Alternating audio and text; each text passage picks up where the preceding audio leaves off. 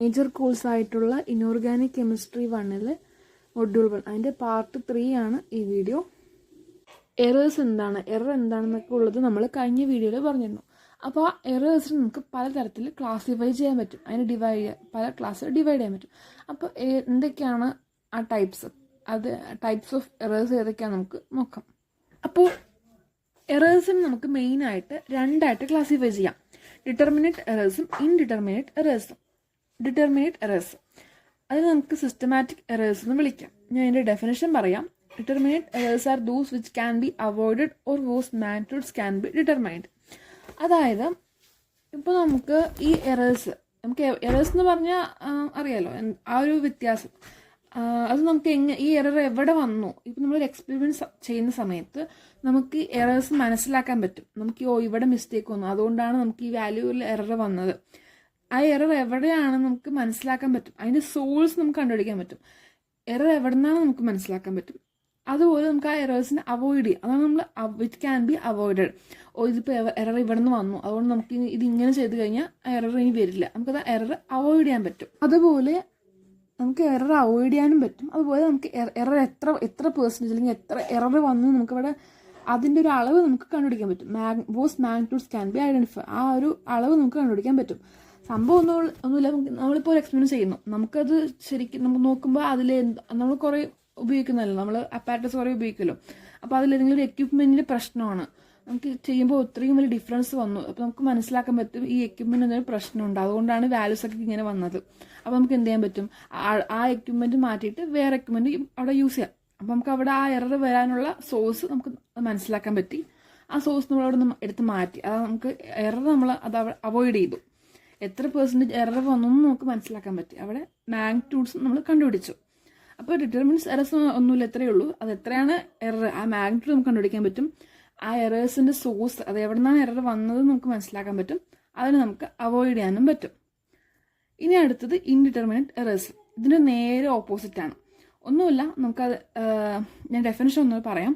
ഡിറ്റർമിനേറ്റ്സ് errors are those which cannot be corrected for or eliminated in a repetition of the measurement. അപ്പോഴേ പറഞ്ഞ പോലെ തന്നെ നേരെ opposite, determinate എറേഴ്സിൻ്റെ നേരെ ഓപ്പോസിറ്റ്. നമുക്കിപ്പോൾ ഒരു എക്സ്പെരിമെൻറ്റ് ചെയ്യുന്ന സമയത്ത് നമുക്ക് മനസ്സിലാക്കാൻ പറ്റില്ല. ഇത് എറർ വന്നു നമുക്ക് മനസ്സിലാവും, പക്ഷേ ഈ എറർ എവിടെ നിന്നാണ് വന്നത്, ഏത് സോഴ്സ് വഴിയാണ് എറർ വന്നത് നമുക്ക് മനസ്സിലാക്കാൻ പറ്റില്ല.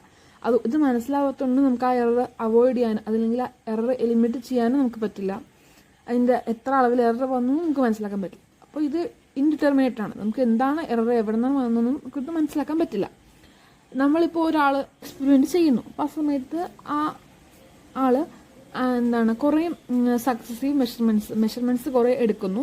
പക്ഷേ ശ്രദ്ധയോടുകൂടി, അത്രയും ഗ്രേറ്റ് കെയറും കൺട്രോൾ ഓഫ് കണ്ടീഷൻസിലും എല്ലാം കൂടെ അത്രയും ശ്രദ്ധയോടുകൂടി ആ ഒരു സക്സസീവ് മെഷർമെൻറ്റ്സ് എടുത്തിട്ട് പോലും അവിടെ ഒരു സ്ലൈറ്റ് വേരിയേഷൻസ് ഒക്കെ ആയിട്ടായിരിക്കും ചിലപ്പോൾ ഈ എറേഴ്സ് വരുന്നത്.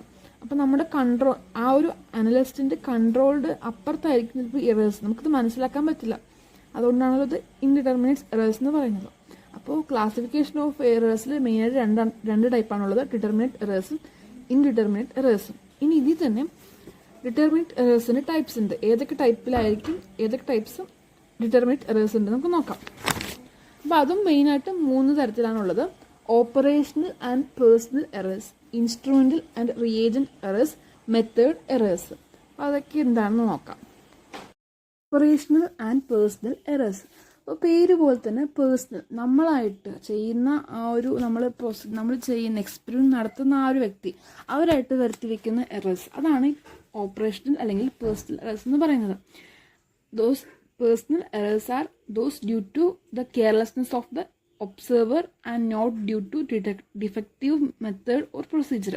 ഇപ്പം നമ്മൾ ചെയ്യുന്ന പ്രൊസീജിയർ മെത്തേഡ്സ് എല്ലാം കറക്റ്റായിരിക്കും, പക്ഷേ ആ ഒരു വ്യക്തി അവിടെ എവിടെയെങ്കിലും കെയർലെസ്നെസ്, ഒരു അശ്രദ്ധ കാണിച്ചു കഴിഞ്ഞാൽ അവിടെ വരുന്ന എറേഴ്സ്, അതാണ് ഇതിപ്പോൾ. ഇപ്പോൾ നമ്മൾ എക്സാമ്പിൾ പറഞ്ഞാൽ ഞങ്ങൾക്ക് മനസ്സിലാവും.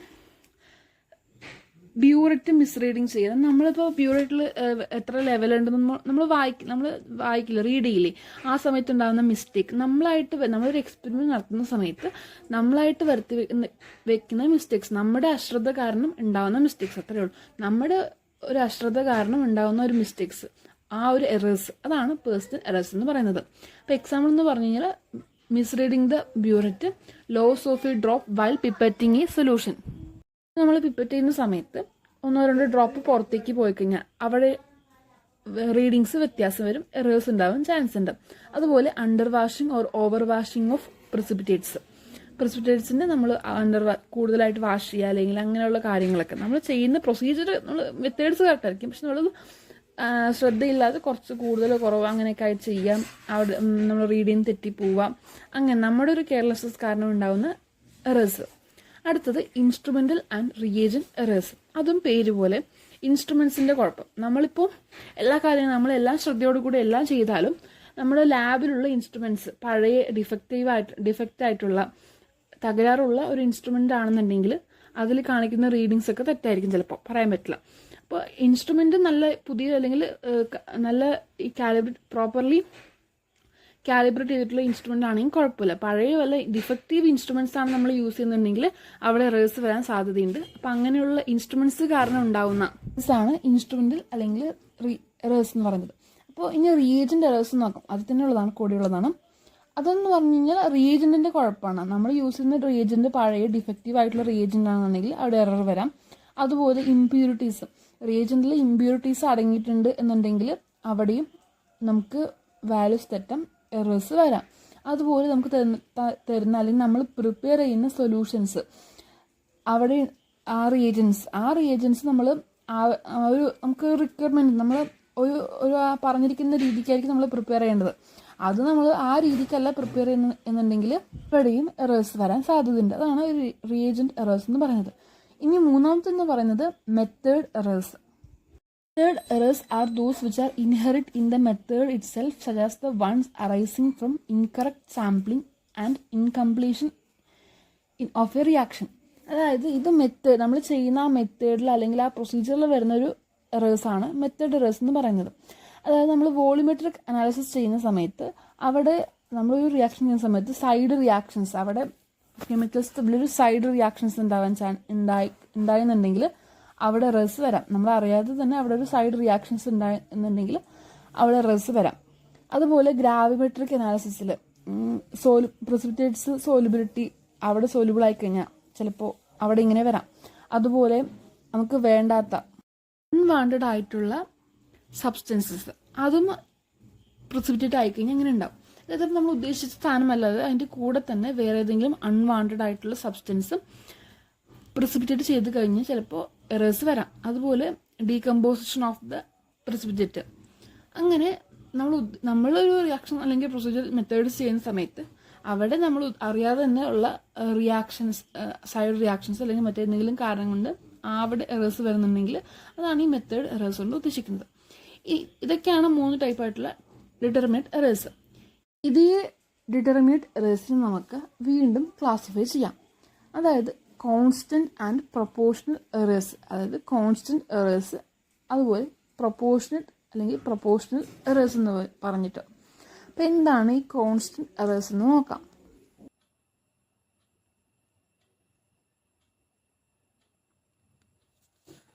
കോൺസ്റ്റൻറ്റ് എറേഴ്സ് എന്ന് പറഞ്ഞു കഴിഞ്ഞാൽ ഇപ്പം നമ്മൾ എടുക്കുന്ന സൈസ്, ആ സാമ്പിളിൻ്റെ സൈസ്, അതിൻ്റെ അളവ് അല്ലെങ്കിൽ അതിലുള്ള കോൺസ്റ്റുവൻസിൻ്റെ അളവ് അതിന് ഡിപ്പെൻഡ് ചെയ്യില്ല, അതിന് ഇൻഡിപെൻഡൻ്റ് ആയിരിക്കും. ഇപ്പോൾ നമ്മളൊരു 5 ഗ്രാം സാമ്പിൾ എടുത്താലും 50 ഗ്രാം സാമ്പിൾ എടുത്താലും അവിടെ ഉണ്ടാവുന്ന 5 ഗ്രാമിൽ ഉണ്ടാവുന്ന ഒരു എററും 50 ഗ്രാമിൽ ഉണ്ടാവുന്ന എററും സെയിം ആയിരിക്കും. കാരണം അത് സൈസിന് ഡിപ്പെൻഡ് ചെയ്യുന്നില്ല, ആ ഒരു സാമ്പിളിൻ്റെ സൈസിന് ഡിപ്പെൻഡ് ഇല്ല, ആ സാമ്പിളിനായിരിക്കും ഡിപ്പെൻഡ് ചെയ്യും. അപ്പോൾ എത്ര എടുത്താലും അവിടെ ഉണ്ടാവുന്ന എറർ സെയിം ആയിരിക്കും. കോൺസ്റ്റൻറ്റ് എറേഴ്സ് എന്ന് പറയുന്നത് ഇൻഡിപെൻഡൻ്റ് ആണ്, അതുപോലെ അവിടെ സൈസ് സെയിം ആയിരിക്കും. ഫോർ എക്സാമ്പിൾ പറയുകയാണെന്നുണ്ടെങ്കിൽ ഇപ്പം നമ്മൾ ഏതെങ്കിലും വെയിങ് മെഷീൻ ഉണ്ടാവുമല്ലോ, അതിനൊരു ഫോൾട്ട് ഉണ്ടെന്ന് വിചാരിക്കുക. അതിപ്പോൾ എത്ര വെയിറ്റ് എടുത്താലും അവിടെ ഒരു 0.1 ഗ്രാം എക്സ്ട്രാ കാണിക്കും എന്ന് വിചാരിക്കുക. നമ്മൾ വെയിറ്റ് എടുക്കാൻ മുമ്പ് എന്ത് എടുത്താലും അവിടെ ഒരു 0.1 ഗ്രാം എക്സ്ട്രാ കാണിക്കുന്നുണ്ടെങ്കിൽ നമ്മളിപ്പോൾ 1 ഗ്രാം വെയിറ്റ് എടുത്താലും അവിടെ 0.1 ഗ്രാം എക്സ്ട്രാ കാണിക്കും. 100 ഗ്രാം നമ്മൾ അതിൽ വെയിറ്റ് എടുത്താലും 0.1 എക്സ്ട്രാ കാണിക്കും. അപ്പോൾ അവിടെ ഉണ്ടാകുന്ന എറർ എന്ന് പറയുന്നത് എന്താണ്? 0.1 ഗ്രാം അത്രയിൽ വരുള്ളൂ. കാരണം നമ്മൾ സാമ്പിളിൻ്റെ സൈസ് മാറുന്തോറും എറർ അവിടെ കൂടുന്നില്ല. ആ ഒരു മെഷീന് 0.1 ഗ്രാം എറർ കൂടുതലാണ്, അത്രയൊരു നമുക്ക് വ്യത്യാസമുള്ളൂ. സൈസിനെ ഡിപ്പെൻഡ് ചെയ്യുന്നില്ല, പക്ഷേ എറർ സെയിം ആയിരിക്കും. അതാണ് കോൺസ്റ്റൻറ്റ് എറേഴ്സ് എന്ന് പറയുന്നത്. ഇനി പ്രൊപ്പോർഷണേറ്റ് എറേഴ്സ് എന്ന് പറഞ്ഞു കഴിഞ്ഞാൽ നേരെ ഓപ്പോസിറ്റ്. ഇപ്പോൾ അത് ആ സൈസിന്, സാമ്പിളുടെ സൈസിന് അല്ലെങ്കിൽ അതിനകത്തുള്ള കോൺസ്റ്റുവൻറ്റ് അതിൻ്റെ സൈസിനെ ഡിപ്പെൻഡ് ചെയ്തിരിക്കും. ഇപ്പോൾ ഏതെങ്കിലും നമ്മൾ എടുക്കുകയാണെന്നുണ്ടെങ്കിൽ ഇപ്പോൾ ഒരു സാമ്പിൾ എടുത്തു, സാമ്പിൾ സൈസ് കൂടുന്തോറും അവിടെ ഉണ്ടാകുന്ന എറർ കൂടുതലായിരിക്കും. അതാണ് ഇപ്പോൾ നമ്മളൊരു 10 ഗ്രാം നമ്മളിപ്പോൾ ഏതെങ്കിലും ഒരു സാമ്പിൾ എടുത്തു, ആ സാമ്പിളിൽ 1% അതിൽ എറർ ഉണ്ടെന്ന് വിചാരിക്കാം. 10 ഗ്രാം എടുത്തു കഴിഞ്ഞാൽ അവിടെ 0.1 ഗ്രാം ആയിരിക്കും അവിടുത്തെ ഇമ്പ്യൂരിറ്റി. അതിന് നമ്മൾ 100 ഗ്രാം എടുത്താലോ അവിടെ 1 ഗ്രാം ആയിരിക്കും ഇമ്പ്യൂരിറ്റി. അപ്പോൾ അവിടെ സാമ്പിളിൻ്റെ സൈസ് കൂടുന്തോറും എന്താണ് അവിടെ പെർസെൻറ്റേജ് ഓഫ് എറർ കൂടുന്നു. അപ്പോൾ പ്രൊപ്പോർഷണൽ എറർ എന്ന് പറയുമ്പോൾ സൈസിനെ ഡിപ്പെൻഡ് ചെയ്തിരിക്കും. അപ്പോൾ പ്രൊപ്പോർഷൻ എറേഴ്സ് എന്ന് പറയുന്ന സമയത്ത് സൈസിനെ ഡിപ്പെൻഡ് ചെയ്യില്ല. അത് ചിലപ്പോൾ ഒന്നുകൂടി പറയാം, ചിലപ്പോൾ അത് എപ്പോഴും കൂടണം എന്നില്ല. സാമ്പിൾ സൈസ് കൂടുന്തോറും കൂടണമെന്നില്ല, കുറേ കൂടുക എന്ത് വേണമെങ്കിലും ചെയ്യാം. പക്ഷെ ഇത്രയേ ഉള്ളൂ, സൈസിനെ ഡിപ്പെൻഡ് ചെയ്യുന്നില്ല. അത് ചിലപ്പോൾ ഇൻക്രീസ് ചെയ്യാം അല്ലെങ്കിൽ ഡിക്രീസ് ചെയ്യാം, സൈസ് കൂടുന്തോറും അല്ലെങ്കിൽ കുറയുന്തോറും. കോൺസ്റ്റൻറ്റ് എറേഴ്സിൻ്റെ കാര്യത്തിൽ വരുമ്പോൾ അവിടെ അബ്സല്യൂട്ട് എറർ എന്ന് പറയുന്നത് constant with the sample size. അതുപോലെ പ്രൊപ്പോർഷണൽ എറേഴ്സ് വരുന്ന സമയത്ത് absolute error varies with the sample size. ഇനി നോക്കാൻ പോകുന്നത് ടൈപ്സ് ഓഫ് ഇൻഡിറ്റർമിനേറ്റ് എറേഴ്സ് ആണ്. അത് 3 ടൈപ്പ് ഉണ്ട്. ഒന്നാമത്തേന്ന് പറയുന്നത് പേഴ്സണൽ എറേഴ്സ്. അപ്പോൾ ഈ പേഴ്സണൽ എറേഴ്സ് എന്ന് പറയുന്നത് due to inability of the analyst to distinguish between slightly different readings, colours, position of meter needles. അതായത് നമ്മൾ വോളിമീറ്റർ ചെയ്യുന്ന സമയത്ത് കളേഴ്സൊക്കെ ഇമ്പോർട്ടൻ്റ്, കളർ ചേഞ്ചൊക്കെ നമ്മൾ നോട്ട് ചെയ്യണം. അതുപോലെ നമ്മൾ ഓരോ റീഡിങ്സ് ഒക്കെ എടുക്കുന്ന സമയത്ത് നമ്മൾ കൃത്യമായിട്ട് റീഡിങ് എടുക്കണം. അപ്പോൾ ആ അനലിസ്റ്റ്, ആ ഒരു എക്സ്പീരിയൻസ് ചെയ്യുന്ന വ്യക്തി അവിടെ എന്തെങ്കിലും മിസ്റ്റേക്ക് വരുത്തിയാൽ, ഈ റീഡിങ്സൊക്കെ റീഡ് ചെയ്യുന്ന സമയത്തും കളേഴ്സൊക്കെ നോട്ട് ചെയ്യുന്ന സമയത്തും എന്തെങ്കിലും മിസ്റ്റേക്ക് പറ്റിക്കഴിഞ്ഞാൽ അവിടെ എറേഴ്സ് ഉണ്ടാവും. അപ്പോൾ ആ ഒരു എറേഴ്സാണ് ഈ പേഴ്സണൽ എറേഴ്സ് എന്ന് ഉദ്ദേശിക്കുന്നത്. ഫോർ എക്സാമ്പിൾ നോക്കുകയാണെന്നുണ്ടെങ്കിൽ ഇപ്പോൾ നമ്മൾ ബ്യൂററ്റ് ചെയ്യുന്ന ആ ഒരു ബ്യൂററ്റ് വെച്ച് എക്സ്പീരിയൻസ് ചെയ്യുന്ന സമയത്ത് മെനിസ്കസ് ആ പൊസിഷൻ ഓഫ് മെനിസ്കസ് കറക്റ്റായിട്ട് റീഡ് ചെയ്തിട്ടില്ല എന്നുണ്ടെങ്കിൽ, കറക്റ്റ് പൊസിഷൻ 23.6 ആണ്, പക്ഷേ ആ വ്യക്തി റീഡ് ചെയ്തത് 23.5 എന്നാണെന്നുണ്ടെങ്കിൽ അവിടെ എറർ ഉണ്ടാവും. നമ്മൾ ആ ഒരു എക്സ്പെരിമെൻറ്റ് നമുക്ക് അറിയാം, അവസാനം നമുക്ക് എക്സ്പെരിമെൻറ്റ് ചെയ്ത് കഴിഞ്ഞ സമയത്ത് നമുക്ക് മനസ്സിലാവും, എവിടെയോ ഒരു എറർ പറ്റിയിട്ടുണ്ടെന്ന് നമ്മൾ മനസ്സിലാവും. പക്ഷെ നമ്മൾ ആ എക്സ്പെരിമെൻറ്റ് വീണ്ടും നമ്മൾ റിപ്പീറ്റ് ചെയ്താലും എറർ എവിടെയെന്ന് പറ്റിയത് ആദ്യത്തെ ആ ഒരു എറർ, ബ്യൂററ്റിൽ റീഡ് ചെയ്ത സമയത്തുള്ള എറർ നമ്മൾ ചേഞ്ച് ചെയ്തിട്ടുണ്ടാവില്ല. നമ്മൾ എത്ര റിപ്പീറ്റ് ചെയ്താലും ആ എറർ നമുക്ക് കറക്റ്റ് ചെയ്യാൻ പറ്റില്ല. കാരണം ആദ്യത്തെ ഉള്ള മെനിസ്കസ് നമ്മൾ റീഡ് ചെയ്തിട്ടുള്ള ആ ഒരു എറർ അത് ചേഞ്ച് ആയിട്ടില്ല. കാരണം ആ ഒരു വ്യത്യാസം വന്ന് ആ ഒരു മിസ്റ്റേക്ക് അവിടെ ഉണ്ടായത് നമ്മൾ കാരണം ആ എക്സ്പീരിയൻസ് ചെയ്യുന്ന വ്യക്തിയുടെ മിസ്റ്റേക്കാണ്, കറക്റ്റായിട്ട് റീഡ് ചെയ്യാത്തത്. ആ ഒരു മിസ്റ്റേക്ക് മാറാത്തടത്തോളങ്ങളും അവിടെ എറർ ഉണ്ടാവാതിരിക്കുന്നില്ല. അപ്പോൾ ഇതാണ് പേഴ്സണൽ എറർ. ഈ രണ്ടാമത്തെന്ന് പറയുന്നത് ഇൻസ്ട്രുമെൻ്റൽ എറർ. ഇപ്പോൾ ഇൻസ്ട്രുമെൻ്റൽ എറേഴ്സ് എന്ന് പറഞ്ഞു കഴിഞ്ഞാൽ നമ്മുടെ ലാബിൽ നമ്മൾ ചെയ്യുന്ന സമയത്ത് ആ ലാബിലുള്ള ഇൻസ്ട്രുമെൻറ്റ്സ്, അവിടെയുള്ള മെഷീൻസിൻ്റെ ഫോൾട്ട് മൂലം, അവിടെയുള്ള മെഷീൻസിൻ്റെ ഒരു കാരണം കൊണ്ട് ഉണ്ടാകുന്ന എറേഴ്സ്. ഇപ്പോൾ വെയിങ് മെഷീനൊക്കെ എടുത്തു കഴിഞ്ഞാൽ നമ്മൾ വെയിറ്റ് എടുക്കുന്ന സമയത്ത് ആ വെയിങ് മെഷീനിൽ എറർ ഉണ്ടെന്നുണ്ടെങ്കിൽ, എന്തെങ്കിലും പ്രശ്നം ഉണ്ടെന്നുണ്ടെങ്കിൽ നമ്മൾ വെയിറ്റ് എടുക്കുമ്പോൾ വാല്യൂസൊക്കെ മാറിപ്പോവാം. അതുപോലെ ഇപ്പോൾ കറണ്ടിൽ എന്തെങ്കിലും പ്രശ്നം, വോൾട്ടേജിൽ വേരിയേഷൻസ് വരികയാണെന്ന്, നമ്മളിപ്പോൾ വീട്ടിൽ വോൾട്ടേജ് വ്യത്യാസം വരില്ലേ, അതുപോലെ ലാബിൽ അവിടെ വോൾട്ടേജിലൊക്കെ എന്തെങ്കിലും വ്യത്യാസം വരുന്നുണ്ടെങ്കിൽ അവിടെയും എറേഴ്സ് വരാം. അപ്പോൾ അതാണ് ഇൻസ്ട്രുമെൻ്റൽ എറേഴ്സ്. ഇനി അടുത്തത് കണ്ടീഷൻ എറേഴ്സ്. ഇപ്പോൾ കണ്ടീഷൻ എറേഴ്സ് എന്ന് പറഞ്ഞു കഴിഞ്ഞാൽ അനലിസ്റ്റ് ലാബ് എക്സ്പെരിമെൻറ്റ് ചെയ്യുന്ന വ്യക്തിക്ക് ഒന്നും ചെയ്യാൻ പറ്റില്ല. അത് താനെ ഇപ്പം നമ്മൾ പുറത്ത് എക്സ്റ്റേണൽ ആയിട്ടുള്ള എറേഴ്സ്, അതായത് ഇപ്പോൾ ടെമ്പറേച്ചറിൽ വരുന്ന വേരിയേഷൻസ്, പ്രഷറിൽ വരുന്ന വേരിയേഷൻസ്, ഹ്യൂമിഡിറ്റിയിൽ വരുന്ന വേരിയേഷൻസ്, ഇതൊക്കെയാണ് കണ്ടീഷൻ എറേഴ്സ്. നമുക്കൊന്നും ചെയ്യാൻ പറ്റില്ല, പുറത്ത് കാലാവസ്ഥ എന്തെങ്കിലും അങ്ങനെ രീതിയിൽ വരുന്ന ടെമ്പറേച്ചർ, പ്രഷർ, ഹ്യൂമിഡിറ്റി, ഇതിലൊക്കെ വരുന്ന വേരിയേഷൻസ്, ഇതൊക്കെയാണ് കണ്ടീഷൻ എറേഴ്സ് എന്ന് പറയുന്നത്. ഇനി നമ്മളിപ്പോൾ ഇത്രയും നേരം എറേഴ്സാണ് നമ്മൾ പറഞ്ഞുകൊണ്ടിരുന്നത്. അപ്പോൾ ഈ എറേഴ്സിന് നമുക്ക് കറക്ഷൻ ചെയ്യണ്ടേ, ഈ എറർ ഇല്ലാതെ നമുക്ക് എറേഴ്സിനെ മാറ്റി നമുക്ക് എക്സ്പെരിമെൻറ്റ് ചെയ്യണ്ടേ. അതല്ലെങ്കിൽ നമുക്ക് എല്ലാ എററും നമുക്ക് പൂർണ്ണമായിട്ട് മാറ്റാൻ പറ്റില്ല. അപ്പോൾ കുറച്ച് എറേഴ്സ് നമുക്ക് വേണമെങ്കിൽ കുറയ്ക്കാൻ നോക്കാം. ഒന്നില്ലെങ്കിൽ എറേഴ്സിന് നമുക്കത് കറക്ഷൻ ചെയ്യാം, അല്ലെങ്കിൽ അത് മിനിമൈസ് ചെയ്യാം. അപ്പോൾ അതെങ്ങനെയാണ് ചെയ്യുന്നത് നോക്കാം. അപ്പോൾ കറക്ഷൻ അല്ലെങ്കിൽ മിനിമൈസേഷൻ ഓഫ് ഡിറ്റർമിനേറ്റ് എറേഴ്സ്. ഈ ഡിറ്റർമിനേറ്റ് എറേഴ്സ് നമുക്ക് എങ്ങനെ കറക്റ്റ് ചെയ്യാം അല്ലെങ്കിൽ മിനിമൈസ് ചെയ്യാമെന്ന് നോക്കാം. ഒന്നാമത്തെന്ന് പറയുന്നത് കാലിബ്രേഷൻ വർക്ക്.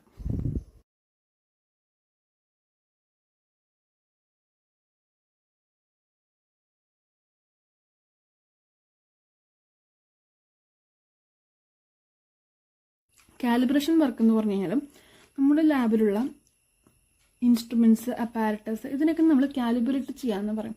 അതായത് സ്റ്റാൻഡേർഡ് ആയിട്ടുള്ള ഒരു വാല്യൂ, സ്റ്റാൻഡേർഡ് ആയിട്ടുള്ള വാല്യൂ മീൻസ് ഏതെങ്കിലും ഒരു സ്റ്റാൻഡേർഡ്, ഓരോ അപ്പാരറ്റസും നമ്മൾ ഓരോ സ്റ്റാൻഡേർഡായിട്ട് ജസ്റ്റ് ഒന്നുമില്ല, ജസ്റ്റ് വേറെ ഏതെങ്കിലും ഒരു സ്റ്റാൻഡേർഡ് ആയിട്ടുള്ള ഒരു സംഭവത്തെ വെച്ച് വാല്യൂസിനെ വെച്ചിട്ട് നമ്മൾ നമ്മുടെ എക്യുപ്മെൻറ്റ്സ് അല്ലെങ്കിൽ അപ്പാരറ്റസ്, ഇൻസ്ട്രുമെൻറ്റ്സ് ഒക്കെ നമ്മൾ കാലിബ്രേറ്റ് ചെയ്യാമെന്ന് പറയും.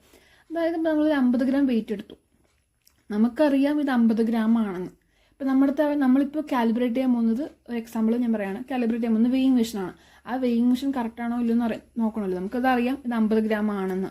അപ്പോൾ നമ്മൾ ജസ്റ്റ് 50 ഗ്രാം വെയിങ് മെഷീനിൽ വെച്ച് നോക്കുന്ന സമയത്ത് നമുക്ക് വെയിങ് മെഷീനിൽ റീഡിങ് 50 ഗ്രാം എന്ന് കാണിക്കണം അല്ലേ, ഇത് കറക്റ്റാണ് നമുക്ക്. അപ്പോൾ വെയിങ് മെഷീനിൽ 50 കാണിച്ചില്ല എന്നുണ്ടെങ്കിൽ അവിടെ എറർ ഉണ്ടെന്ന് നമുക്ക് മനസ്സിലാക്കാം. അത് അല്ലെങ്കിൽ 50 തന്നെയാണ് കാണിക്കുന്നുണ്ടെങ്കിലോ കറക്റ്റാണ്, ഈ വെയിങ് മെഷീൻ കുഴപ്പമില്ല എന്ന് മനസ്സിലാക്കാം. ഇത് നമ്മൾ ജസ്റ്റ് അവിടെ നമ്മൾ ചെക്ക് ചെയ്യുകയാണ്. അത് ഒരു സ്റ്റാൻഡേർഡ് ആയിട്ടുള്ള വാല്യൂ നമ്മളിവിടെ എടുത്തിരിക്കുന്ന ഒരു 50 ഗ്രാം അല്ലെങ്കിൽ 100 ഗ്രാം 200 ഗ്രാം ഏതെങ്കിലും ഒരു സ്റ്റാൻഡേർഡ് ആയിട്ടുള്ള ഒരു വാല്യൂ നമ്മൾ എടുത്തു. എന്നിട്ട് ഇത് കറക്റ്റാണോ ഇത് നമ്മൾ കാലിബ്രേറ്റ് ചെയ്ത് നോക്കി. അപ്പം കറക്റ്റ് ആണെങ്കിൽ ആണെന്ന് മനസ്സിലാവും, അല്ലെങ്കിൽ നമ്മൾ വേണ്ട മെത്തേഡ് നമ്മൾ സ്വീകരിക്കുക വേറെ എന്തെങ്കിലും. അപ്പോൾ ഇത്രയേ ഉള്ളൂ, ജസ്റ്റ് ഇൻസ്ട്രുമെൻറ്റ്സും അപ്പാരറ്റസിനും കാലിബ്രേറ്റ് ചെയ്യാം. ഒരു സ്റ്റാൻഡേർഡ് ആയിട്ടുള്ള ഒന്നിനെ വെച്ച് നമ്മൾ ഇൻസ്ട്രുമെൻറ്റ്സും അപ്പാരറ്റസിനെയും കാലിബ്രേറ്റ് ചെയ്യാം. അടുത്തെന്ന് പറയുന്നത് റണ്ണിങ് എ ബ്ലാങ്ക് ഡിറ്റർമിനേഷൻ. അതായത് ബ്ലാങ്ക്, അപ്പോൾ ഞാനൊരു എക്സാമ്പിൾ പറയാം. വോളിമെട്രിക് എക്സ്പെരിമെൻറ്റ്സ് നമ്മൾ ചെയ്യാറുണ്ടല്ലോ, അപ്പോൾ അതിൽ നമ്മൾ അനലൈറ്റ് എടുക്കും. ഒരു എക്സാമ്പിൾ, ബേരിയം ക്ലോറൈഡിനെ നമ്മൾ ബേരിയം സൾഫേറ്റ് ആക്കി പ്രിസിപിറ്റേറ്റ് ആക്കി മാറ്റുകയാണെന്ന് വിചാരിക്കാം. അപ്പോൾ അതിൽ ആ ഒരു എക്സ്പെരിമെൻറ്റിൽ നമ്മൾ ബേരിയം ക്ലോറൈഡ് അതിലേക്ക് സൾഫ്യൂരിക് ആസിഡ് നമ്മൾ ചേർക്കും. എന്നിട്ട് നമുക്ക് ബേരിയം സൾഫേറ്റ് കിട്ടും. അപ്പോൾ ഈ ഒരു എക്സ്പെരിമെൻറ്റ് ചെയ്യുന്ന സമയത്ത് നമ്മൾ പല സോൾവെൻസും ഇതല്ല, ഇപ്പോൾ ഏതൊരു എക്സ്പെരിമെൻറ്റ് നമ്മൾ ചെയ്യുന്ന സമയത്ത് പല സോൾവെൻസും പല റിയേജൻസും ഒക്കെ നമ്മൾ ആഡ് ചെയ്യും. അപ്പോൾ ഇതിൽ നമ്മൾ അനലൈറ്റ് യൂസ് ചെയ്യുന്നുണ്ട്. അതുപോലെ നമ്മളൊരു എക്സ്പെരിമെൻറ്റ് അനലൈറ്റ് ഇല്ലാതെ, ഇവിടുത്തെ അനലൈറ്റ് ബേരിയം ക്ലോറൈഡാണ്, പക്ഷെ അനലൈറ്റ് ഇല്ലാതെ നമ്മൾ വേറൊരു എക്സ്പെരിമെൻറ്റ് സെയിം പ്രോസസ് നമ്മൾ റിയേജൻസും സോൾവെൻസും എല്ലാ കാര്യങ്ങളും നമ്മൾ യൂസ് ചെയ്തിട്ട് പക്ഷെ അനലൈറ്റ് മാത്രം ഇടുന്നില്ല, ബാക്കിയില്ല അതൊന്നും യൂസ് ചെയ്ത് ബാക്കി ഇതേ എക്സ്പെരിമെൻറ്റ് നമ്മൾ 2 എക്സ്പെരിമെൻറ്റ് ചെയ്യുന്നു. 2 എക്സ്പെരിമെൻറ്റും same conditions, same reagents, same solvents. ഇത് നമ്മൾ അനലൈറ്റ് യൂസ് ചെയ്യുന്നത്, അതായത് നമ്മൾ അനലൈറ്റ് വെച്ച് ചെയ്യുന്ന ആ ഒരു എക്സ്പെരിമെൻറ്റ് നമ്മൾ അനലൈറ്റ് ഇല്ലാതെ അതേ സെയിം പ്രൊസീജറും എക്സ്പെരിമെൻറ്റും വേറെ ഒരു രീതിയിൽ ചെയ്യുന്നു അനലൈറ്റ് ഉപയോഗിക്കാതെ. അപ്പം ഇങ്ങനെ നമ്മൾ ചെയ്യുന്ന സമയത്ത് നമ്മൾ ഇങ്ങനെയൊക്കെ ചെയ്യുന്ന സമയത്ത് നമ്മുടെ സോൾവെൻസിലോ റിയേജൻസിലോ ഉള്ള ഇമ്പ്യൂരിറ്റീസ് നമുക്ക് കണ്ടുപിടിക്കാൻ പറ്റും. അതുവഴി അത് ക്യാൻസൽ ചെയ്യാനൊക്കെ നമുക്ക് പറ്റും. അപ്പോൾ ഇതൊരു മെത്തേഡാണ്. മെത്തേഡ് യൂഷ്വലി അപ്ലൈ ചെയ്തിട്ടുള്ളത് ടൈട്രോമെട്രിക് അതുപോലെ സ്പെക്ട്രോ ഫോട്ടോമെട്രിക് ഡിറ്റർമിനേഷൻസിലൊക്കെയാണ്. ഇനി അടുത്തെന്ന് പറയുന്നത് ഇൻഡിപെൻഡൻറ്റ് അനാലിസിസ്. അപ്പോൾ ഇതിൽ നമ്മൾ ഏതെങ്കിലും ഒരു അനലൈറ്റിൻ്റെ എമൗണ്ട് അത് എത്രയാണ് ആ ഒരു എമൗണ്ട് കണ്ടുപിടിക്കാനായിട്ട് നമുക്ക് 2 മെത്തേഡ് യൂസ് ചെയ്യാം. ഒന്ന് വോളിമെട്രിക് അനാലിസിസ് ആണെങ്കിൽ മറ്റൊന്ന് ഗ്രാവിമെട്രിക്. ജസ്റ്റ് ഇത് അറിഞ്ഞാൽ നമുക്ക് 2 മെത്തേഡ് ഉണ്ടെന്ന്. അപ്പോൾ ഗ്രാവിമെട്രി ചെയ്യുന്ന സമയത്ത് അതിൽ ഇപ്പോൾ നമ്മൾ ഞാൻ എക്സാമ്പിൾ വെച്ച് പറയാം, ഒരു അയണിൻ്റെയാണ് നമ്മൾ എടുക്കുന്നത്. അപ്പോൾ അയൺ ഒരു എക്സാമ്പിളൊക്കെ എടുക്കാം. അപ്പോൾ അയൺ നമ്മൾ അമോണിയം ഹൈഡ്രോക്സൈഡിൻ്റെ കൂടെ ചേർന്ന് അയൺ ഹൈഡ്രോക്സൈഡ് നമുക്ക് കിട്ടി. ആ അയൺ ഹൈഡ്രോക്സൈഡ് അതിന് നമ്മൾ ഇഗ്നൈറ്റ് ചെയ്തിട്ട് അയൺ ഓക്സൈഡ് ആക്കി മാറ്റാൻ പറ്റും. അങ്ങനെ നമുക്ക് ഗ്രാവിമെട്രിയിൽ അയണിനെ നമുക്ക് എസ്റ്റിമേറ്റ് ചെയ്യാം. ഇനി ഇതേ അയണിൻ്റെ എസ്റ്റിമേഷൻ നമുക്ക് വോളിമെട്രിക് അനാലിസിസ്, അടുത്ത മെത്തേഡായിട്ടുള്ള വോളിമെട്രിക് അനാലിസിസ് നമുക്ക് ചെയ്യാം. അതിൽ നമ്മൾ ഡൈക്രോമെട്രി എന്നൊരു മെത്തേഡാണ് യൂസ് ചെയ്യുക.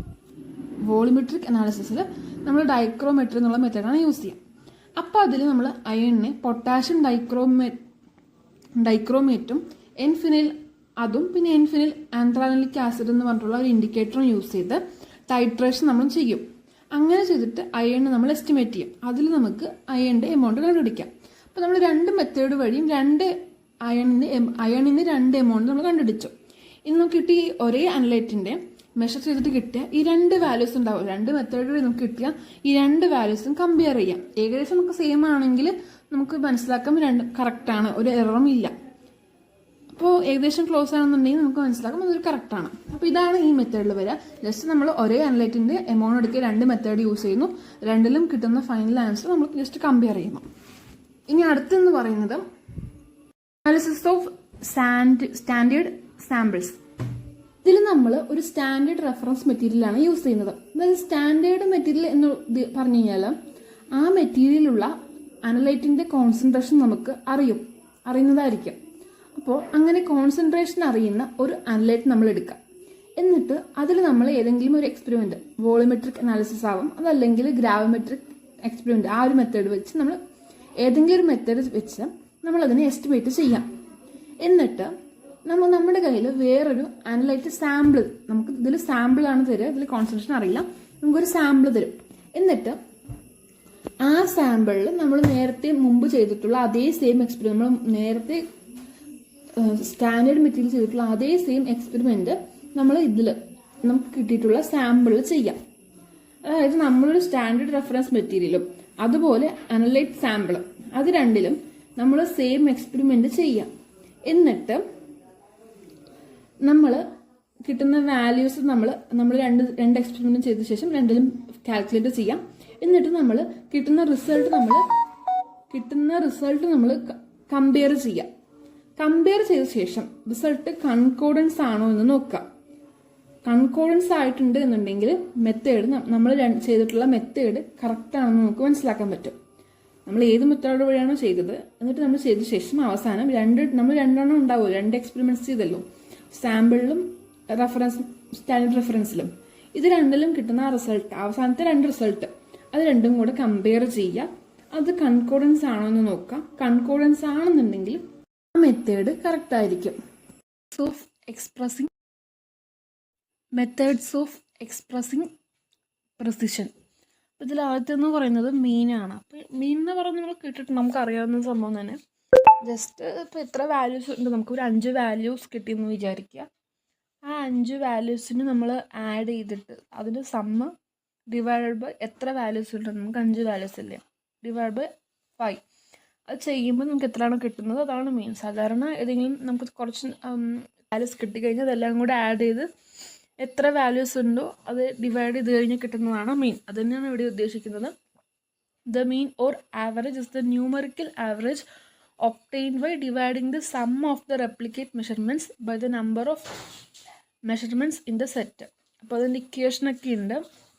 അപ്പോൾ ഇതിൽ നമ്മൾ എക്സ് ബാർ ഈക്വൽ ടു എന്ന് പറഞ്ഞിട്ടാണ് റെപ്രസെൻറ്റ് ചെയ്യുന്നത് equation. X bar equal to sum of all individual values divide by number of all values individual values. നിങ്ങൾ മനസ്സിലാക്കിയാൽ മതി ഇക്വേഷൻ. അതായത് നമുക്ക് എത്ര വാല്യൂസ് തന്നിരിക്കുന്നത് ആ വാല്യൂസ് എല്ലാം കൂടെ ആഡ് ചെയ്യുക, ഡിവൈഡ് ബൈ എത്ര വാല്യൂസ് ഉണ്ട് ആ എണ്ണം. അപ്പോൾ അത്രയേ ഉള്ളൂ. ഇത് നമ്മളിതിനെ സാമ്പിൾ മീൻ എന്ന് വിളിക്കാം. കാരണം ഇവിടെ നമുക്ക് ഈ മീൻ എടുക്കുന്ന സമയത്ത് കൃത്യമായിട്ടുള്ള മീൻസ് കുറച്ച് വാല്യൂസ്, കുറച്ച് ഡിഫറെൻ്റ് ആയിട്ടുള്ള കുറച്ച് വാല്യൂസ് നമുക്ക് കിട്ടും. ആ കുറച്ച് വാല്യൂസിൻ്റെ മീൻ നമ്മൾ എടുക്കുന്നു. അതാണ് ഈ സാമ്പിൾ മീൻ എന്ന് പറയുന്നത്. അതായത് കുറച്ച് വാല്യൂസ് മാത്രമേ ഉണ്ടാവുള്ളൂ, കുറച്ച്. ഇനി അടുത്തതെന്ന് പറയുന്നത് പോപ്പുലേഷൻ മീൻ. പോപ്പുലേഷൻ എന്ന് പറഞ്ഞാൽ പേരിടത്തിൽ അറിയില്ലേ, പോപ്പുലേഷൻ കുറച്ച് കൂടുതലായിട്ട്. അതായത് നമുക്കിപ്പോൾ നമ്മൾ സാമ്പിൾ മീനിൽ കുറച്ച് വാല്യൂസ് ആണെന്നുണ്ടെങ്കിൽ പോപ്പുലേഷൻ മീൻ എന്ന് പറഞ്ഞു കഴിഞ്ഞാൽ very large number of measurements, നമുക്ക് കൂടുതലായിട്ടുള്ള വളരെയധികം മെഷർമെൻറ്റ്സ് വാല്യൂസ് കിട്ടുകയാണെന്നുണ്ടെങ്കിൽ നമ്മൾ അപ്പം എടുക്കുന്ന കൂടുതൽ വാല്യൂസ് നമ്മൾ എടുക്കുന്ന ആ ടൈപ്പുള്ള അവിടെ വരുന്ന മീനാണ് പോപ്പുലേഷൻ മീൻ. സെയിം ഇക്വേഷനാണ്, പക്ഷെ നമ്മൾ സാമ്പിൾ മീനിൽ വരുന്ന സമയത്ത് നമുക്ക് എക്സ് ബാർ ഈക്വൽ ടു ആണെന്നുണ്ടെങ്കിൽ ഇവിടെ പോപ്പുലേഷൻ മീൻ വരുന്ന സമയത്ത് mu equal to same equation. Approach infinity equation നമുക്ക് അടുത്ത് അറിയാം. നമുക്ക് അത്രയും അധികം വാല്യൂസ് നമുക്ക് പോപ്പുലേഷൻ മീനിൽ എടുക്കേണ്ടി വരും. അത്രയും വാല്യൂസ് അത്രയും കൂടുതൽ വാല്യൂസ് ഉള്ള സമയത്താണ് നമ്മൾ പോപ്പുലേഷൻ മീൻ എടുക്കാന്ന് മനസ്സിലാക്കാം. മീഡിയൻ എന്ന് അത്രയേ ഉള്ളൂ. ഇപ്പോൾ നമുക്ക് മിഡിൽ വാല്യൂ മീൻസ് നമുക്കിപ്പോൾ കിട്ടിയ വാല്യൂസ്, നമുക്കിപ്പോൾ ഒരു 5 വാല്യൂ കിട്ടി. ആ 5 വാല്യൂവിൽ മിഡിൽ വാല്യൂ എന്ന് പറയുന്നത് 3ാമത്തെ വാല്യൂ ആയിരിക്കുമല്ലോ. 5 വാല്യൂസ് ഉണ്ട് എന്നുണ്ടെങ്കിൽ അതിൽ 3ാമത്തെ വാല്യൂ ആയിരിക്കും മിഡിൽ വാല്യൂ. അതാണ് മീഡിയൻ എന്ന് പറയുന്നത്. ആ 5 വാല്യൂസിൽ മീഡിയൻ എന്താണെന്ന് ചോദിച്ചു കഴിഞ്ഞാൽ 3ാമത്തെ വാല്യൂ എന്ന് പറയാം. അപ്പോൾ ഇത് നമുക്ക് 2 തരത്തിലാണ് കണ്ടുപിടിക്കാൻ പറ്റുന്നത്. ഇപ്പോൾ നമുക്ക് കിട്ടിയിരിക്കുന്ന വാല്യൂസിൻ്റെ എണ്ണം ഓഡ് നമ്പർ ആണെന്നുണ്ടെങ്കിൽ, ഒറ്റ സംഖ്യ ആണെന്നുണ്ടെങ്കിൽ, അതായത് 5 വാല്യൂസ് അല്ലെങ്കിൽ 7 values, 3 values, 11 values, 13 values, total number of values odd ആണെന്നുണ്ടെങ്കിൽ നമ്മൾ അവിടെ കറക്റ്റ് എക്സാക്റ്റ് മിഡിൽ വാല്യൂ ആയിരിക്കും അവിടുത്തെ മീഡിയൻ.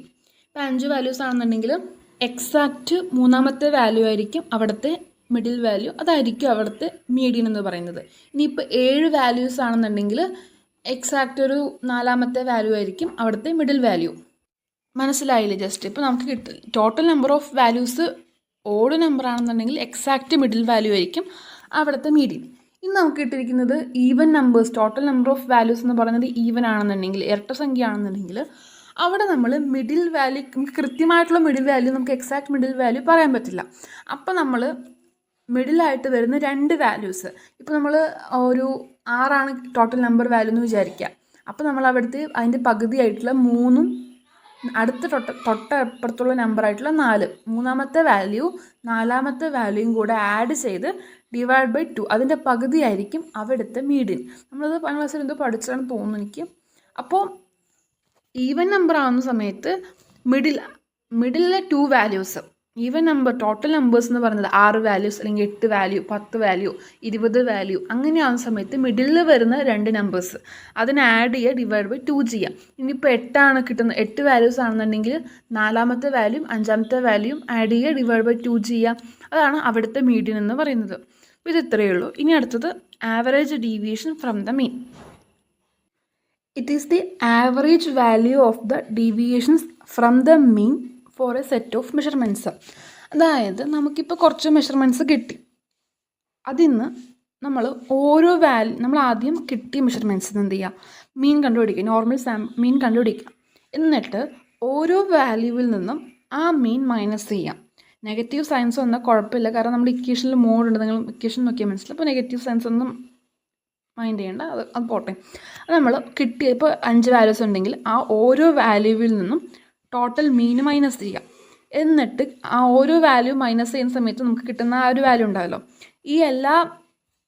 ആ വാല്യൂസ് എല്ലാം കൂടെ, ആ ഡിവിഷൻസ് എല്ലാം കൂടെ ആഡ് ചെയ്യുക, ഡിവൈഡഡ് ബൈ എത്ര വാല്യൂസ് ഉണ്ട് അത് ചെയ്യാം. ഇതാണ് ആവറേജ് ഡീവിയേഷൻ എന്ന് പറയുന്നത്.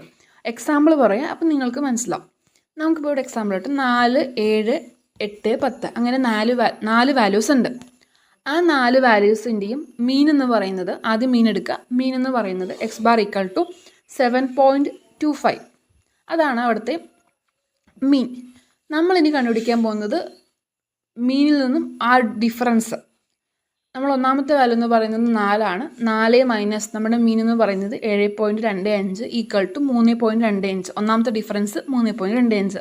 രണ്ടാമത്തെ വാല്യൂ എന്ന് പറയുന്നത് 7, അതിൻ്റെ ഡിഫറൻസ് എന്ന് പറയുന്നത് 7 മൈനസ് 7.25 ഈക്വൽ ടു 0.25. ഇനി മൂന്നാമത്തെ വാല്യൂ എന്ന് പറയുന്നത് 8, 8 മൈനസ് 7.25 ഈക്വൽ ടു 0.75. ഇനി നാലാമത്തെ വാല്യൂ എന്ന് പറയുന്നത് 10 മൈനസ് 7.25 ഈക്വൽ ടു 2.75. അങ്ങനെ നമുക്ക് എത്ര വാല്യൂസ് ആണോ ഉള്ളത് ഓരോ വാല്യൂസിൽ നിന്നും ആ ടോട്ടൽ മീൻ മൈനസ് ചെയ്യുക, അപ്പോൾ നമുക്ക് ഡിഫറൻസസ് കിട്ടും.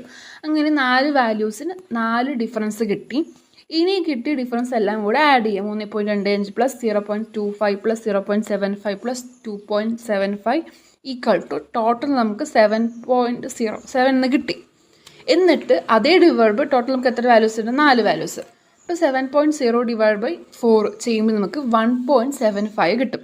അപ്പോൾ ഇവിടുത്തെ ആവറേജ് ഡീവിയേഷൻ എന്ന് പറയുന്നത് 1.75 ആണ്. അപ്പോൾ ഇതാണ് ആവറേജ് ഡീവിയേഷൻ. മനസ്സിലായി എന്ന് വിചാരിക്കുന്നു.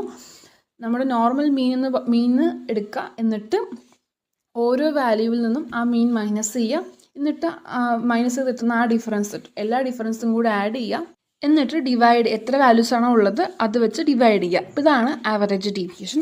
ഇനി അടുത്തതെന്ന് പറയുന്നത് സ്റ്റാൻഡേർഡ് ഡീവിയേഷൻ ആണ്. അപ്പോൾ അതെന്താണെന്ന് നോക്കാം.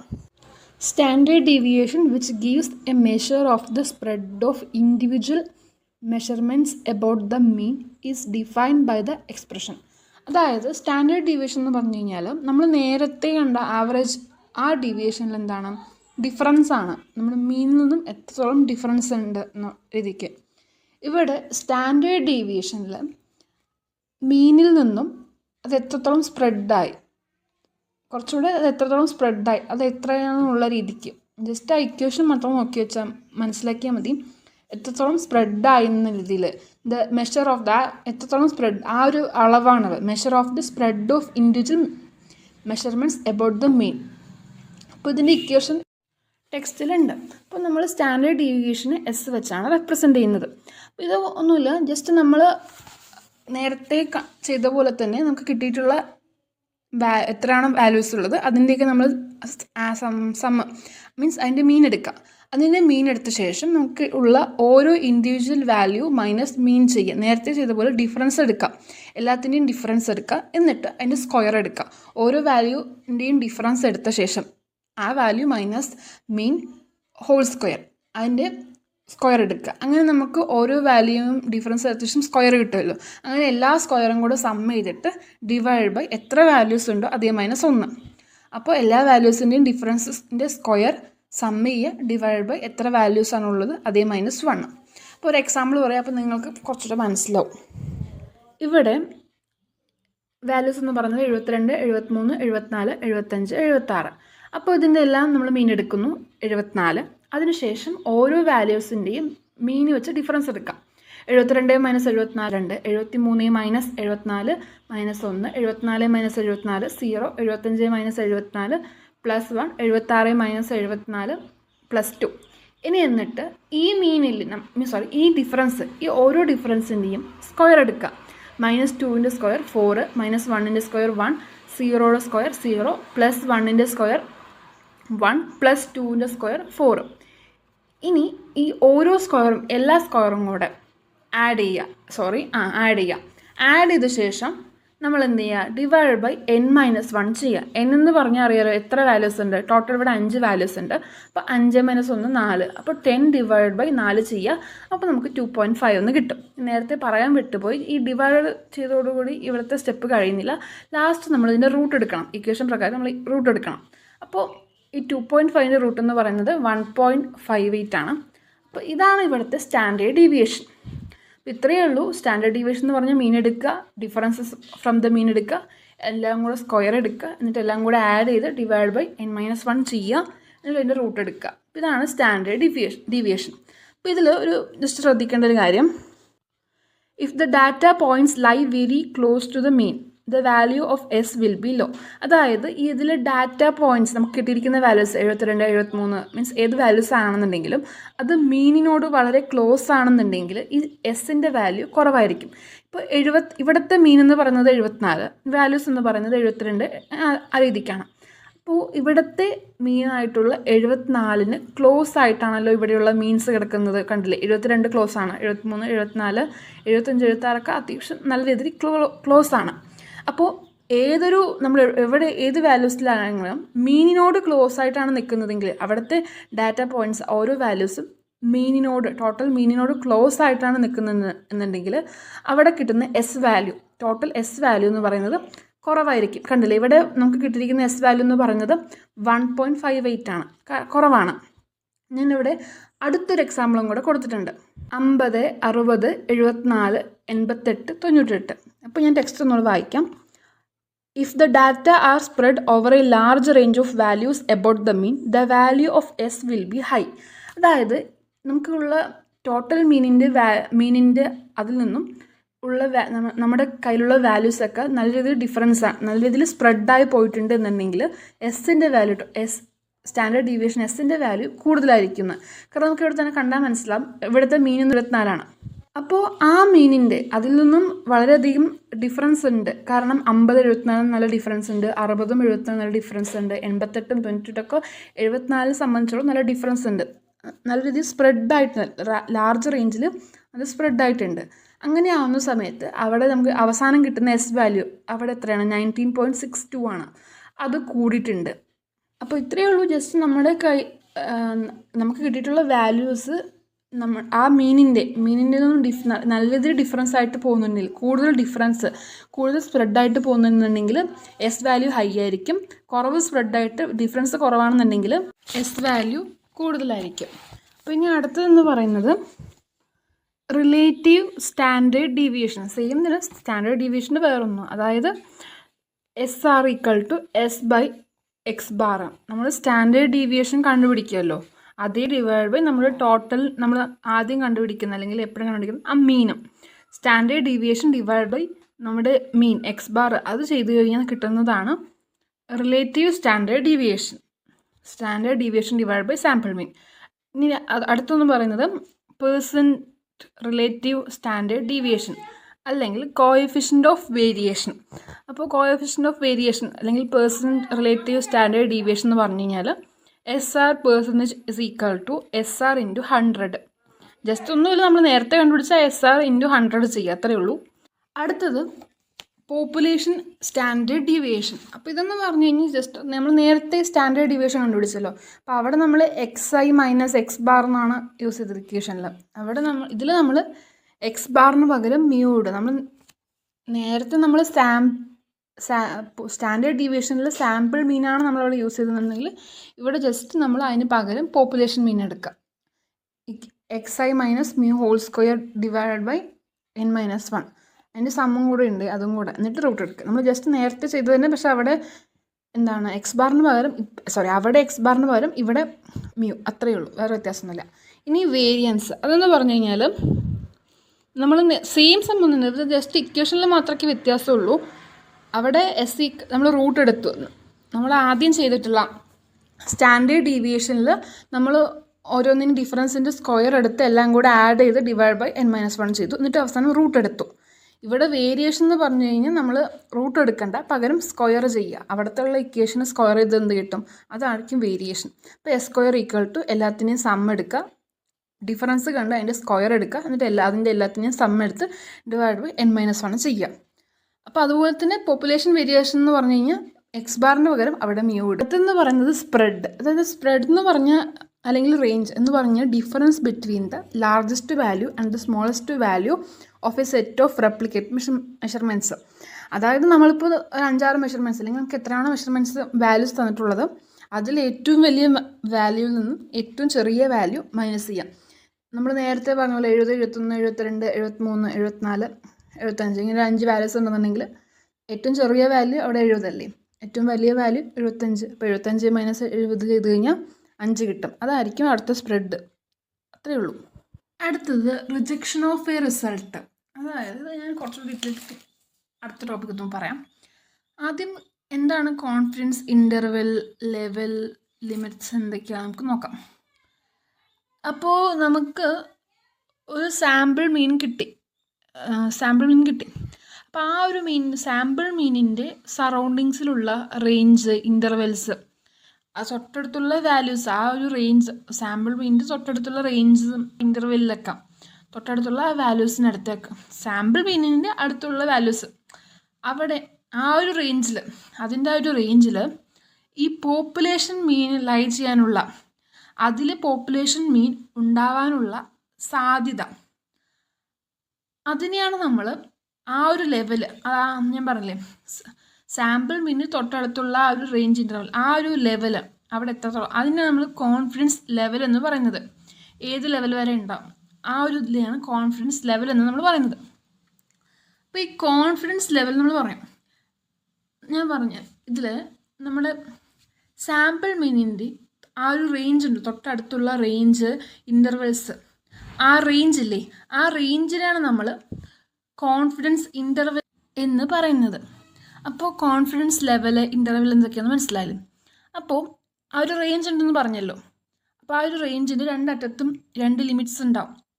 രണ്ടറ്റത്തുള്ള ആ വാല്യൂസ്, ആ ലിമിറ്റ്സിനെയാണ് നമ്മൾ കോൺഫിഡൻസ് ലിമിറ്റ്സ് എന്ന് പറയുന്നത്. അപ്പോൾ കോൺഫിഡൻസ് ലെവൽ, ഇൻ്റർവെൽ, ലിമിറ്റ്സ് ഒക്കെ മനസ്സിലായി. ആ സാമ്പിൾ മീനിൻ്റെ തൊട്ടടുത്തുള്ള റേഞ്ചും ഇൻ്റർവെല്ലും, അതിൽ പോപ്പുലേഷൻ മീന് ഉണ്ടാവുന്ന ആ ഒരു സാധ്യത. ഇനി ആ കോൺഫിഡൻസ് ലിമിറ്റ്സിൻ്റെ അടുത്തുള്ള ലിമിറ്റ്സ് ഉണ്ടല്ലോ, ആ ലിമിറ്റ്സ് ഏതൊക്കെയാണ് അത് കണ്ടുപിടിക്കാനുള്ള ഒരു ഇക്വേഷനാണ് mu equal to X bar plus or minus TS/√n. X bar എന്ന് പറഞ്ഞാൽ സാമ്പിൾ മീൻ, N എന്ന് പറഞ്ഞാൽ finite number of measurements, S എന്ന് പറഞ്ഞാൽ സാമ്പിൾ സ്റ്റാൻഡേർഡ് ഡീവിയേഷൻ, T എന്ന് പറഞ്ഞാൽ parameter that depends upon the number of measurements as well as on the decide confidence level.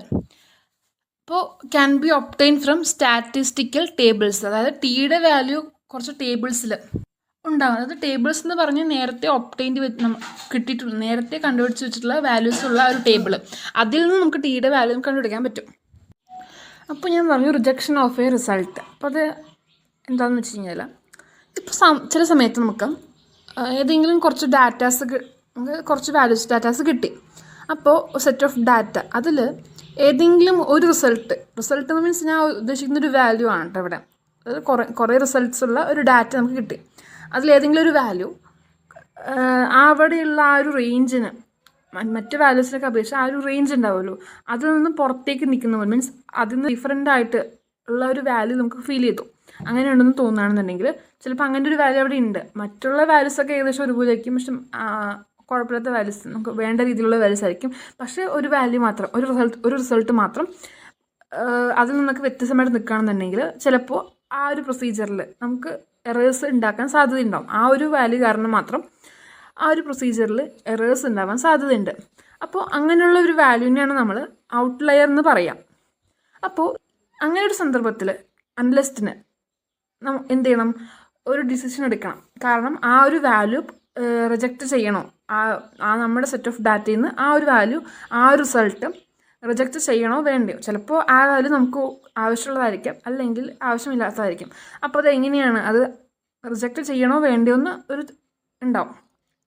അപ്പോൾ അങ്ങനെയുള്ള സന്ദർഭങ്ങളിൽ നമുക്ക് നമ്മൾ വെറുതെ ആ ഒരു ഡിഫറൻ്റായി തോന്നുന്നു, അപ്പോൾ നമുക്ക് റിജക്റ്റ് ചെയ്യാമെന്ന് വിചാരിക്കാൻ പറ്റില്ല. അപ്പോൾ റിജക്റ്റ് ചെയ്യണോ വേണ്ടയോ, അല്ലെങ്കിൽ റിജക്റ്റ് ചെയ്യുന്നതിന് മുമ്പ് നമ്മൾ അപ്ലൈ ചെയ്യേണ്ട ഒരു ടെസ്റ്റാണ്, സ്റ്റാറ്റിസ്റ്റിക്കൽ ടെസ്റ്റാണ് ഈ ക്യൂ ടെസ്റ്റ് എന്ന് പറയുന്നത്. നമുക്ക് കുറേ ടെസ്റ്റ് ഉണ്ടാവും, അതിലൊരു ടെസ്റ്റാണ് ക്യൂ ടെസ്റ്റ്.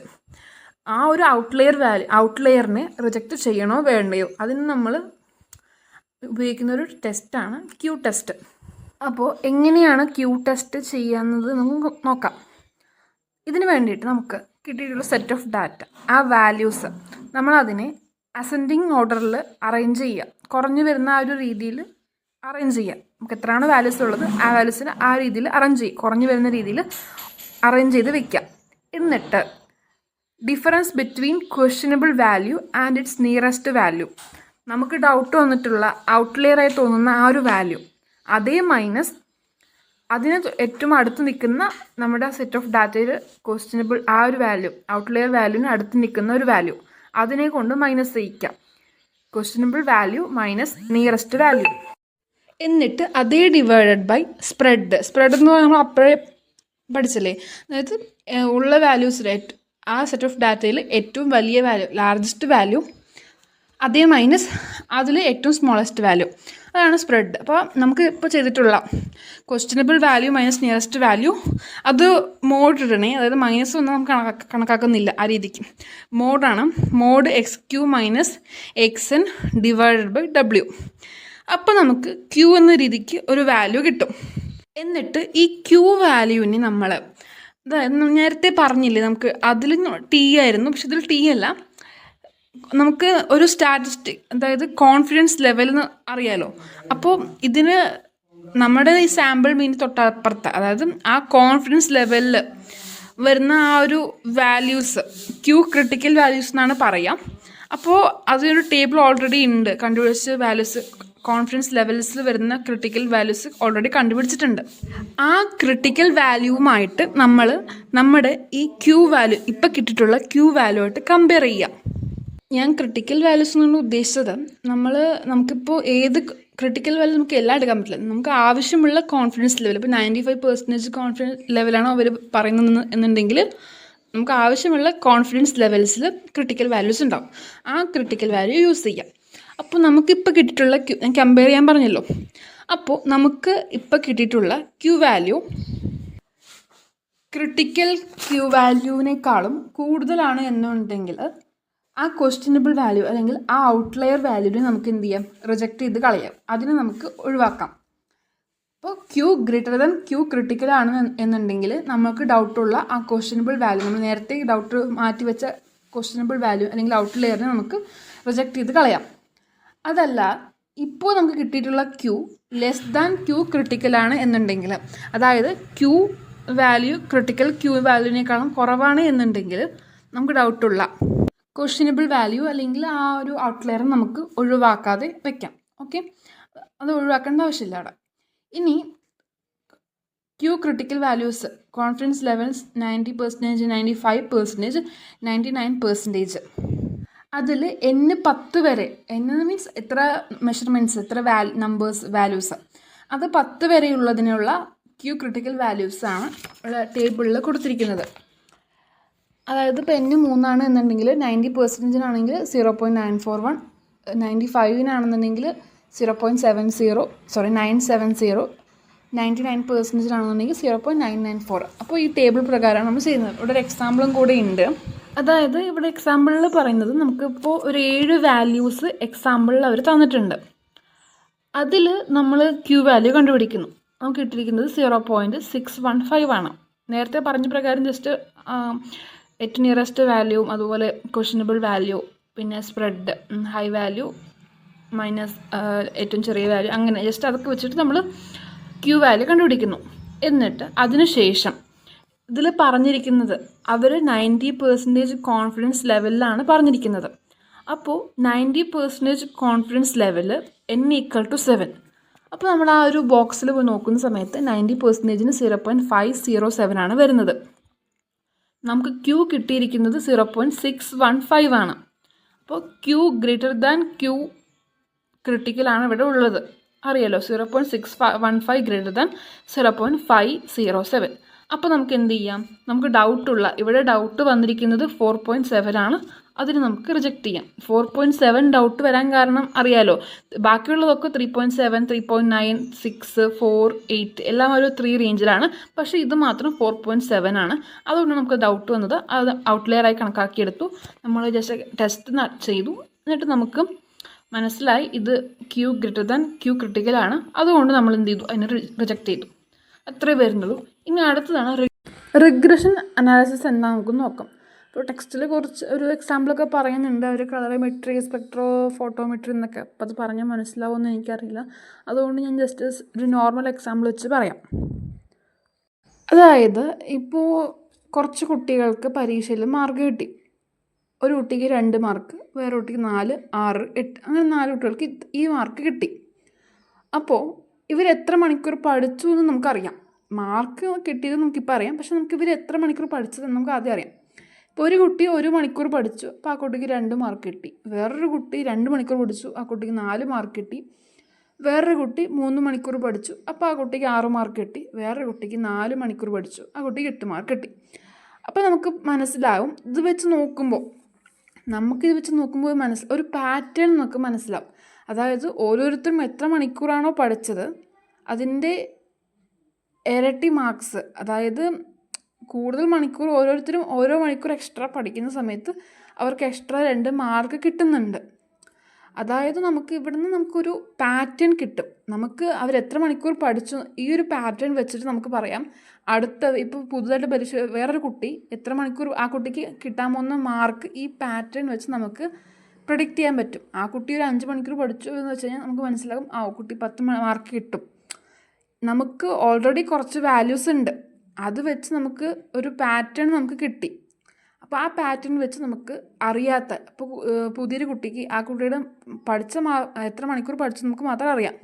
അപ്പോൾ ആ കുട്ടിക്ക് എത്ര മാർക്ക് കിട്ടി കണ്ടുപിടിക്കണം എന്നൊരു ക്വസ്റ്റ്യൻ വന്നു കഴിഞ്ഞാൽ നമുക്ക് പറയാൻ പറ്റും, ഈ പാറ്റേൺ പ്രകാരം പറയാൻ പറ്റും. ആ കുട്ടി ഇപ്പോൾ 5 മണിക്കൂറാണ് പഠിച്ചതെന്നുണ്ടെങ്കിൽ ആ കുട്ടിക്ക് 10 മാർക്ക് കിട്ടും. നമുക്ക് ഈസി ആയിട്ട് പറയാൻ പറ്റും ഈ പാറ്റേൺ പ്രകാരം. അതുപോലെ കെമിസ്ട്രിയിൽ, അനലിറ്റിക്കൽ കെമിസ്ട്രിയിൽ നമുക്കിപ്പോൾ നമ്മൾ ഏതെങ്കിലും നമ്മൾ സൊല്യൂഷൻ പ്രിപ്പയർ സമയത്ത് അതിൻ്റെ കോൺസെൻട്രേഷൻ കണ്ടുപിടിക്കുകയാണെന്നുണ്ടെങ്കിൽ നമുക്ക് ബാക്കിയുള്ള നമ്മൾ ചെയ്ത സമയത്ത് നമുക്ക് ബാക്കിയുള്ള കോൺസെൻട്രേഷൻസ് കുറച്ച് കിട്ടി. അതുപോലെ നമ്മൾ എത്ര ml എടുത്തു എന്നുള്ളതൊക്കെ, നമ്മൾ എത്ര ml ഓരോന്നിലും എടുത്തു അതനുസരിച്ച് നമുക്ക് എത്ര കോൺസെൻട്രേഷൻ കിട്ടിയെന്ന് നമുക്കറിയാം. അപ്പോൾ അത് വെച്ച് നമുക്ക് പറയാൻ പറ്റും, അപ്പോൾ നമ്മൾ ഇത്ര ml അടുത്ത സൊല്യൂഷൻ എടുത്തു എന്ന് വെച്ച് കഴിഞ്ഞാൽ നമുക്ക് ഈ കോൺസെൻട്രേഷൻ ആയിരിക്കും അതിലുണ്ടാവുക, ഇതായിരിക്കും കിട്ടുക. നമുക്ക് ആ പാറ്റേൺ വെച്ച് പറയാൻ പറ്റും. അതാണ് ഉദ്ദേശിച്ചത്. അപ്പോൾ ഇവിടെ റിഗ്രഷൻ ഇപ്പോൾ ടെക്സ്റ്റിൽ schematic of A line of best fit through the points ഒരു ഫിഗർ ഉണ്ട് 1.2. അതിലിതുപോലെ കുറച്ച് വാല്യൂസ്, കുറച്ച് ഡാറ്റ പോയിൻറ്റ്സും മാർക്ക് ചെയ്തിട്ടുണ്ട്. എന്നിട്ട് അത് വെച്ചൊരു ലൈൻ ഡ്രോ ചെയ്തിട്ടുണ്ട്.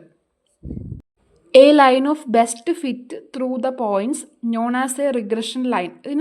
ഈ ലൈനെയാണ് നമ്മൾ റിഗ്രഷൻ ലൈൻ എന്ന് പറയുന്നത്. അപ്പോൾ നമ്മൾ നേരത്തെ പറഞ്ഞ പോലെ നമുക്ക് കുറച്ച് വാല്യൂസ് അറിയാം.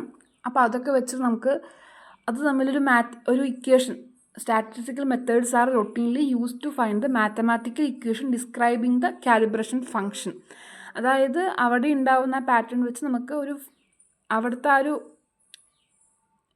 എന്താ പറയുക കാലിബ്രേഷൻ ഫങ്ഷൻ അതിനെ ഡിസ്ക്രൈബ് ചെയ്യുന്ന ആ ഒരു അത് തമ്മിലുള്ള റിലേഷൻഷിപ്പ് അതിന് പറയുന്ന ഒരു ഇക്വേഷൻ നമുക്ക് മാത്തമാറ്റിക്കൽ ഇക്വേഷൻസും ഉണ്ടാക്കാം. അപ്പോൾ ആ മാത്തമാറ്റിക്കൽ ഇക്വേഷൻ ഉണ്ടാക്കാനായിട്ട് കുറച്ച് മെത്തേഡ്സ് ഉണ്ട്, സ്റ്റാറ്റിസ്റ്റിക്കൽ മെത്തേഡ്സ് നമുക്ക് യൂസ് ചെയ്യുന്നത്. അപ്പോൾ ആ ഒരു മെത്തേഡിനാണ് നമ്മൾ ഈ റിഗ്രഷൻ അനാലിസിസ് എന്ന് പറയുന്നത്. Used in analytical chemistry to generate an equation that relates signals to concentrations such that knowing the particular value of a signal allows us to get the unknown concentration. അതായത് നമ്മളിങ്ങനെ ഈ വഴി നമുക്കൊരു equation നമ്മൾ generate ചെയ്തു. അതുവഴി നമുക്ക് കുറച്ച് വാല്യൂസും അതിൻ്റെ കോൺസെൻട്രേഷനും തമ്മിൽ അത് റിലേറ്റ് ചെയ്യുന്നുണ്ട്. അങ്ങനെയാവുന്ന സമയത്ത് നമുക്കൊരു പെർട്ടിക്കുലർ വാല്യൂ നമുക്കറിയാം.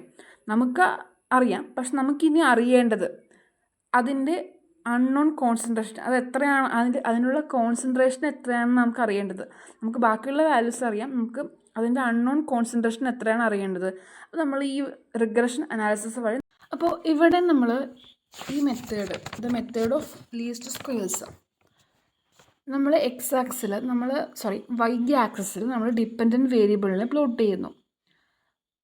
എക്സ് ആക്സിസിൽ നമ്മൾ ഇൻഡിപെൻഡൻറ്റ് വേരിയബിളിനെ പ്ലോട്ട് ചെയ്യുന്നു. കഴിഞ്ഞു. അതിനുശേഷം ഇത് രണ്ടും കൂടെ ചേർത്തിട്ട് നമ്മൾ നോർമലി ഗ്രാഫ് വരയ്ക്കുന്ന പോലെ ബാക്കിയുള്ള പോയിൻറ്റ്സും കൂടെ നമ്മൾ മെഷർ ചെയ്തിട്ടുള്ള പോയിൻറ്റ്സ് നമ്മൾ ഗ്രാഫിൽ പ്ലോട്ട് ചെയ്യുന്നു. മെഷർ ചെയ്തിട്ടുള്ള പോയിൻറ്റ്സ് ഗ്രാഫിൽ പ്ലോട്ട് ചെയ്യുന്നു. അതിനുശേഷം നമ്മൾ ഒരു സ്ട്രെയിറ്റ് ലൈൻ നമ്മളൊരു സ്ട്രെയിറ്റ് ലൈൻ വരയ്ക്കുക.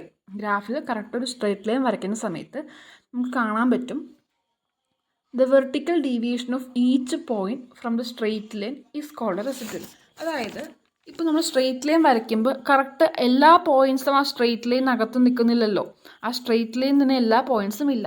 കുറച്ച് പോയിൻറ്റ്സൊക്കെ അങ്ങോട്ടോ ഇങ്ങോട്ടോ മാറി നിൽക്കുന്നുണ്ട്. അപ്പോൾ ആ വെർട്ടിക്കൽ ഡീവിയേഷൻ എന്ന് പറഞ്ഞു കഴിഞ്ഞാൽ ആ ഒരു ഡീവിയേഷൻ വെർട്ടിക്കലായിട്ട് എത്ര വ്യത്യാസമുണ്ട്.